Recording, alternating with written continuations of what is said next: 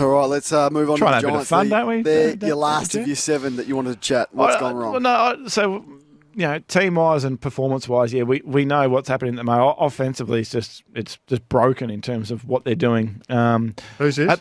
GWS. Okay. They're just broken in terms of what they're actually doing Yep. at the moment. But I just wanted to have the broader conversation with the two of you just around the talent of the list. And is it as talented as we thought? Because Because- very talented. I think they need another mid.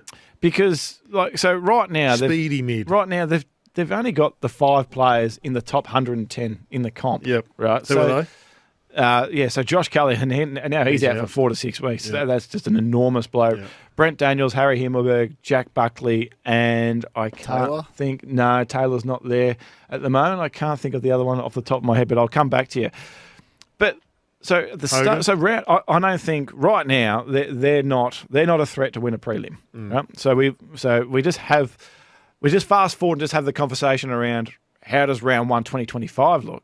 Can I just ask, just for a comparison, because some would say 5 in the top 100. What does that mean? How many does Sydney have? So you compare yourself to Carlton and Sydney. Carlton and Sydney have around about that 8 to 9 in that area, and I don't want to be harsh, but I mean that's what the whole competition is comparing yourself to at the moment is Carlton and Sydney. Right? That's where we would have thought GWS would have been. So you start round 1 2025 and just fast forward. Kelly, Hogan, Whitfield, Canelio, and Toby Green will all start next year's campaign 30 plus. Right? So then, I'm not scared about that. No, and I'm not, and I'm big. I had this conversation around the age. I think that the age is. I think the comp is getting older. Players are getting older. I'm not 30's necessarily. the old 27, Yeah, correct. I I'm not looking at the 30. I'm more just having the conversation around. They need to get something soon with this talent. Like those five have still got another 2-3 years Yep. of elite footy in Yep. them. But it's not as if I'm looking at this group going, if they don't have success in 24, it's okay. They're still young and all that. They are young, but their guns are now Getting hitting to the stage where they've only got another 24 to 36 months left Yep. to be able to cash in with that group. And people ask you, what's happened? Well, the reality is that their 3 best players last year heading into that September campaign.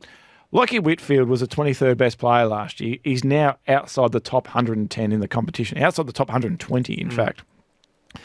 Toby Green last year was inside the top 15. He's outside the top 140 Yeah, he's had in a the really comp. poor year. And Sam Taylor last year, we could not have sung Sam Taylor's praises any higher. He was 18th in the comp last year. He's now 120th And injured. in the competition. So people will tell you, he's been, but this takes into account. We just don't worry about that. So, Lockie Whitfield's game on the weekend, you get back to this is 41 touches. This is where we talk about it, Kane, all the time. Is this the impact? I can't remember a player who had 41 disposals and was the 34th rated player on the You know ground. why, Horny?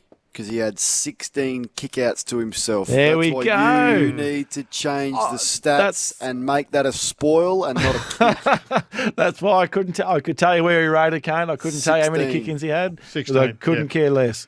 But 16 that's to 41. that's there you go. 16. I knew he'd have a But reason. he for only it.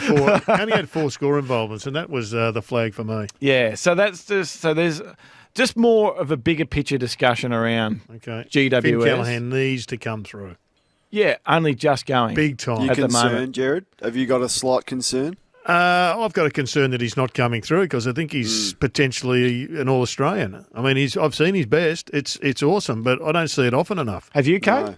No, I see him to be a little bit fumbly, would be my observations of him. The critical contest, at times, I think he's far too double grabbish. Okay. And sometimes his decision-making, I think, lets him down. At his best, he looks a beautiful player, but is he one of those players that looks magnificent, but looks good but doesn't perform Still as youngish. consistently as he should. He's really, really young, and he is. I've met him a couple of times. He's a terrific young kid. I think he works extremely hard at his game, and I'm confident he will. But I think it's right to have just a slight question mark on whether he can be the elite player, the Josh Kelly that we think he is going to be. So, Hoyne, who did the coaches miss? Yeah, so Friday night, Brandon Starcevich, third highest rated player on the ground, didn't get a vote, career high game, and he was not responsible for what Cozzy Pickett did on the weekend, more what Darcy Wilmot and Connor McKenna did in that game. So did well, going along quite well.